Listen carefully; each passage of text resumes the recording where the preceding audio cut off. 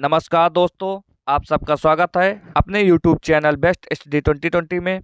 अगर आप किसी भी एग्जाम की तैयारी कर रहे हैं, चाहे वह शिक्षक भर्ती हो, SSC, NDA, railway, UP police, UP triple SC पेट, कोई भी एग्जाम हो, यह वीडियो आपके लिए महत्वपूर्ण होने वाली है।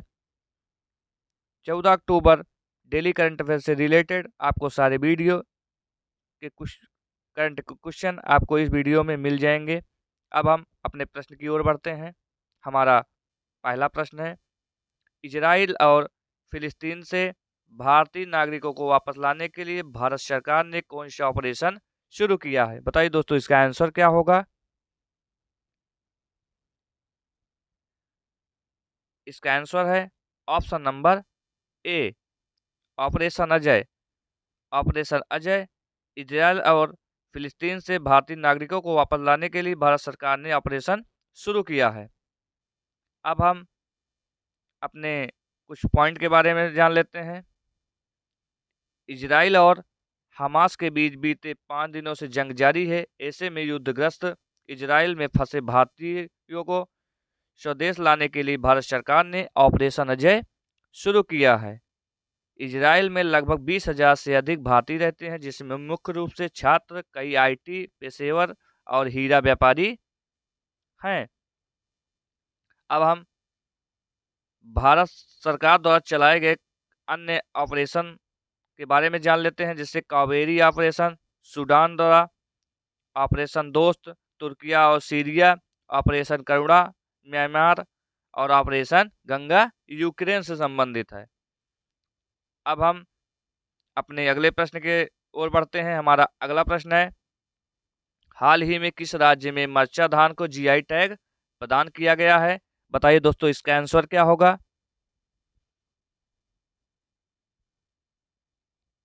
इसका आंसर है ऑप्शन नंबर सी, बिहार राज्य को हाल ही में मरचा धान को जीआई टैग प्रदान किया है और बिहार के पश्चिम चंपारण जिले में उत्पादित होने वाले मरचा धान को जीआई टैग दिया गया। अब हम कुछ पॉइंट के बारे में जान लेते हैं। मरचा धान की आकृति काली मिर्च की तरह होती है, इसलिए इसे मरचा या मरचा धान कहा जाता है। और मरचा धान की विशेषता इनकी विशेष प्रकार की सुगंध है। अब हम अगले पॉइंट की ओर बढ़ते हैं। बिहार के अन्य जीआई टैग उत्पाद के बारे में जान लेते हैं, जैसे मुजफ्फरपुर शाही लीची के लिए प्रसिद्ध है, भागलपुर जर्दालू आम को जीआई टैग प्रदान हुआ और भागलपुर में कतरनी चावल को और मिथिला में मखाना को और मगध में मगही पान को जीआई टैग प्रदान किया गया है। अन्य पॉइंट के बारे में और जान लेते हैं। भौगोलिक संकेत या जीआई टैग, जीआई टैग उद्योग संवर्धन और आंतरिक व्यापार विभाग, वाणिज्य और उद्योग मंत्रालय द्वारा दिया जाता है और 2003 में जीआई टैग देने की शुरुआत हुई थी। साल 2004 में सबसे पहले पश्चिम बंगाल की दार्जिलिंग चाय को जीआई टैग दिया गया था। अब हम अपने अगले प्रश्न की ओर बढ़ते हैं। हमारा अगला प्रश्न है, आईसीसी ओडीआई वर्ल्ड कप में सर्वाधिक शतक लगाने वाले खिलाड़ी कौन बने हैं? बताइए दोस्तों, इसका आंसर क्या होगा? इसका आंसर है option number B, Rohit Sharma. World Cup ODI में सर्वाधिक शतक लगाने वाले खिलाड़ी रोहित शर्मा बने हैं। और विश्व कप में सर्वाधिक शतक लगाने वाले खिलाड़ी भारत के कप्तान रोहित शर्मा ने विश्व कप की 19 पारियों में सर्वाधिक 7 शतक लगाए हैं। और सचिन तेंदुलकर ने 6 शतक, कुमार संगकारा श्रीलंका के 5 शतक और रिकी पॉन्टिंग ऑस्ट्रेलिया के 5 शतक। अब हम अगले पॉइंट की ओर बढ़ते हैं। अंतर्राष्ट्रीय क्रिकेट में सबसे ज्यादा छक्के लगाने वाला खिलाड़ी रोहित शर्मा बन गया है। और अंतर्राष्ट्रीय क्रिकेट में सबसे ज्यादा छक्के लगाने वाले बल्लेबाज 500 56 छक्के रोहित शर्मा के नाम है। अब 553 छक्के हैं क्रिस गेल जो कि वेस्ट इंडीज के खिलाड़ी हैं, और रोहित शर्मा इंडिया के खिलाड़ी। और 476 छक्के जो हैं शाहिद अफरीदी जो कि पाकिस्तान के क्रिकेटर खिलाड़ी हैं। अब हम अपने अगले प्रश्न की ओर बढ़ते हैं। हमारा अगला प्रश्न है, निम्न में से कौन से देश 9वें P20 शिखर सम्मेलन की मेजबानी करेगा? और P20 का मतलब है पार्लियामेंट 20। इसका आंसर बताइए क्या होगा दोस्तों? इसका आंसर है ऑप्शन नंबर ए, भारत। भारत की अध्यक्षता में 9वें P20 शिखर सम्मेलन का आयोजन 13 से 14 अक्टूबर 2023 को दिल्ली में किया जाएगा। अब हम अपने अगले पॉइंट की ओर बढ़ते हैं। प्रधानमंत्री श्री नरेंद्र मोदी नई दिल्ली स्थित यशोभूमि में 9वें P20 शिखर सम्मेलन का उद्घाटन करेंगे। इस शिखर सम्मेलन का आयोजन अंतर संसदीय संघ IPU के सहयोग से भारतीय संसद द्वारा किया जा रहा है। और 9वें P20 शिखर सम्मेलन का विषय एक पृथ्वी एक परिवार एक भविष्य के लिए संसद है। अब हम अपने अगले पॉइंट की ओर बढ़ते हैं। इस कार्यक्रम में G20 के सदस्य देशों में आमंत्रित देशों की सदस्य की अध्यक्ष भाग लेंगे। इस शिखर सम्मेलन में 4 विषय सार्वजनिक डिजिटल प्लेटफार्मों के माध्यम से लोगों के जीवन में बदलाव, महिलाओं के नेतृत्व में विकास, SDG में तेजी और सतत ऊर्जा बदलाव पर केंद्रित है। अब हम अगले पॉइंट की ओर बढ़ते हैं। P20 पार्लियामेंट शिखर सम्मेलन संसदीय अध्यक्षों का शिखर सम्मेलन है। यह G20 देशों के संसदों के अध्यक्षों का समूह है। अनौपचारिक रूप से शुरुआत 2010 कनाडा और पहला P20 शिखर सम्मेलन। औपचारिक रूप से शुरुआत 2018 अर्जेंटीना 5वां P20 शिखर सम्मेलन। और 8वां P20 शिखर सम्मेलन इंडोनेशिया में हुआ। अब हम अपने अगले प्रश्न की ओर बढ़ते हैं। हमारा अगला प्रश्न है, OIC क्लाइमेट एक्शन अवार्ड 2023 में एथलीट एडवोकेसी अवार्ड किसे प्रदान किया गया है? बताइए दोस्तों इसका आंसर क्या होगा? इसका आंसर है option number B, Ben black sheep. अब हम अपने अगले पॉइंट की ओर बढ़ते हैं। हाल ही में अंतर्राष्ट्रीय ओलंपिक समिति IOC ने जलवायु परिवर्तन के खिलाफ उड़ने के प्रयासों के लिए एथलीट टोटो अंतर्राष्ट्रीय महासंघों IF और अंतर्राष्ट्रीय ओलंपिक समितियों NOC को सम्मानित करने के लिए पहले क्लाइमेट एक्शन अवार्ड के विजेताओं की घोषणा की है। अब हम अगले पॉइंट की ओर बढ़ते हैं। यह अवार्ड 3 कैटेगरी में प्रदान किए जाते हैं, सस्टेनेबल ट्रेवल सशक्त यात्रा, इनोवेशन नवाचार और एथलीट एडवोकेसी। वर्ष 2023 में एथलीट एडवोकेसी पुरस्कार संयुक्त राज्य अमेरिका के एथलेटिक्स बेन ब्लैंकशिप को दिया गया है। अब हम अगले पॉइंट की ओर बढ़ते हैं। जलवायु कार्रवाई पुरस्कार अवार्ड को नवंबर 2022 में लॉन्च किया गया था।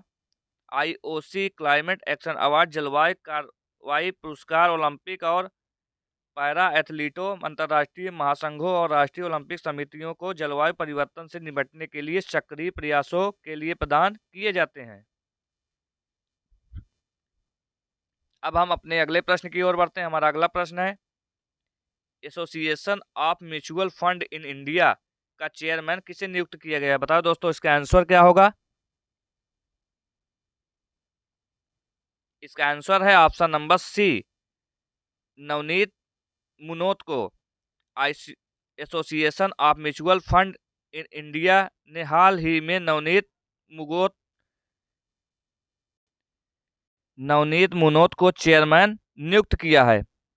अब हम अपने अगले पॉइंट की ओर बढ़ते हैं। अंतर्राष्ट्रीय ओलंपिक समिति के बारे में। अंतर्राष्ट्रीय ओलंपिक समिति ओलंपिक खेलों की गवर्निंग बॉडी है। स्थापना इसका 1994 में। मुख्यालय इसका है लॉजेन, स्विट्जरलैंड, और इसके राष्ट्रपति हैं थॉमस बॉस। अब हम अपने अगले पॉइंट की ओर बढ़ते हैं। नवनीत मुनोत को बाला सुब्रमण्यम के स्थान पर चेयरमैन बनाया गया, और साथ ही Anthony Heredia Association of Mutual Fund in India का उपाध्यक्ष बनाया गया, और Association of Mutual Fund in India इसकी स्थापना जो हुई 22 अगस्त 1995 में। और इसका जो मुख्यालय है मुंबई, महाराष्ट्र, भारत। अब हम अपने अगले प्रश्न की ओर बढ़ते हैं। हमारा अगला प्रश्न है, हाल ही में बांग्लादेश में पन्ना ब्रिज रेंज लिंक परियोजना का शुभारंभ हुआ। इस परियोजना का विकास किस देश के सहयोग से किया है? बताइए दोस्तों, इसका आंसर क्या होगा? इसका आंसर है ऑप्शन नंबर सी, चीन। अब हम अपने पॉइंट की ओर बढ़ते हैं। हमारा पॉइंट है, हाल ही में चीन के सहयोग से बांग्लादेश में ढाका और जसोक को जोड़ने वाली 82 किलोमीटर लंबी पन्ना ब्रिज रेल लिंक परियोजना का शुभारंभ हुआ। पन्ना ब्रिज रेल लिंक परियोजना चीन की belt and road initiative BRI के तहत निर्मित की गई है। इस परियोजना की अनुमानित लागत 39,246.80 करोड़ टका है, जिसमें एक्सिस बैंक ऑफ चाइना ने 21,036.70 करोड़ टका का ऋण प्रदान किया है। अब हम अपने अगले कुछ पॉइंट के बारे में जान लेते हैं।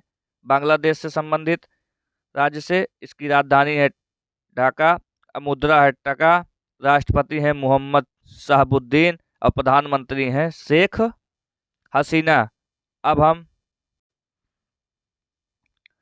हम अपने अगले प्रश्न की ओर बढ़ते हैं। हमारा अगला प्रश्न है, चर्चा में रहे मैराथन धावक केल्विन किप्टन किस देश से संबंधित है? बताइए दोस्तों, इसका आंसर क्या होगा?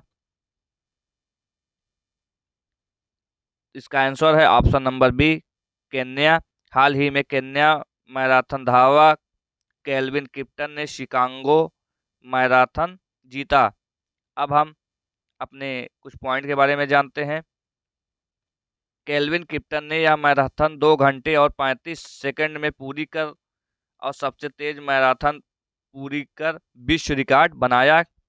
केल्विन किप्टन ने 2022 बर्लिन मैराथन में एलियुड किपचोंगे द्वारा स्थापित पिछले रिकॉर्ड को तोड़ दिया। नीदरलैंड के सिफान हसन ने 2 घंटे 13 मिनट 44 में महिलाओं की दौड़ जीती। अब हम अपने अगले पॉइंट की ओर बढ़ते हैं। शिकागो मैराथन पहली बार आयोजित 1977 में हुई। आयोजन स्थल जो हुआ अमेरिका में। अब हम अपने अगले प्रश्न की ओर बढ़ते हैं। हमारा अगला प्रश्न है, विश्व गठिया दिवस 2023 की थीम क्या है? बताइए दोस्तों, इसका आंसर क्या होगा? इसका आंसर है option number A, it's in your hands. हर साल गठिया रोग के बारे में लोगों को जागरूक करने और बीमारी के बारे में समझाने के उद्देश्य से 12 अक्टूबर को विश्व गठिया दिवस मनाया गया था। अब हम अपने अगले पॉइंट की ओर बढ़ते हैं। आर्थराइटिस एंड रूमेटिज्म इंटरनेशनल द्वारा 12 अक्टूबर 1996 को गठिया दिवस पहली बार मनाया गया था। विश्व गठिया दिवस वर्ल्ड अथॉरिटीज डे 2023 की थीम है इट्स इन योर हैंड्स। गठिया एक प्रकार की अधिकतम सूजन और जोड़ों के दर्द के साथ आने वाली बीमारी है। यह रोग विभिन्न प्रकार से ऑस्टियो आर्थराइटिस, रहुमटाइड आर्थराइट, जुवेनाइट आर्थराइटिस, गठिया आदि प्रकार के हो सकते हैं। अब हम अपने अगले प्रश्न की ओर बढ़ते हैं। हमारा अगला प्रश्न है 141वीं अंतर्राष्ट्रीय ओलंपिक समिति आईओसी की बैठक का आयोजन किस देश में किया जाएगा? बताइए दोस्तों, इसका आंसर क्या होगा? इसका आंसर है ऑप्शन नंबर ए, भारत। 141वीं अंतर्राष्ट्रीय ओलंपिक समिति आईओसी का बैठक का आयोजन 15 से 17 अक्टूबर तक मुंबई में किया जाएगा। अब हम अपने कुछ की पॉइंट के बारे में जान लेते हैं। इससे पहले साल 1983 में आईओसी के 86वें संस्करण का आयोजन नई दिल्ली में किया गया था। आईओसी सदस्य के रूप में चुनी जाने वाली पहली भारतीय महिला नीता अंबानी हैं। और क्या है आईओसी सत्र? आईओसी सत्र में ओलंपिक से जुड़े सभी अहम फैसले लिए जाते हैं। सत्र की बैठक में वैश्विक ओलंपिक की प्रमुख गतिविधियों पर चर्चा की जाती है और अहम निर्णय लिए जाते हैं। और आज का हमारा प्रश्न यहीं पे समाप्त होता है। दोस्तों, आपको यह वीडियो कैसे लगा कमेंट बॉक्स में ज़रूर बताइए और आप शेयर और सब्सक्राइब जरूर करिए चैनल को। अब हम नेक्स्ट वीडियो में मिलते हैं। आज के लिए धन्यवाद। जय हिंद, जय भारत।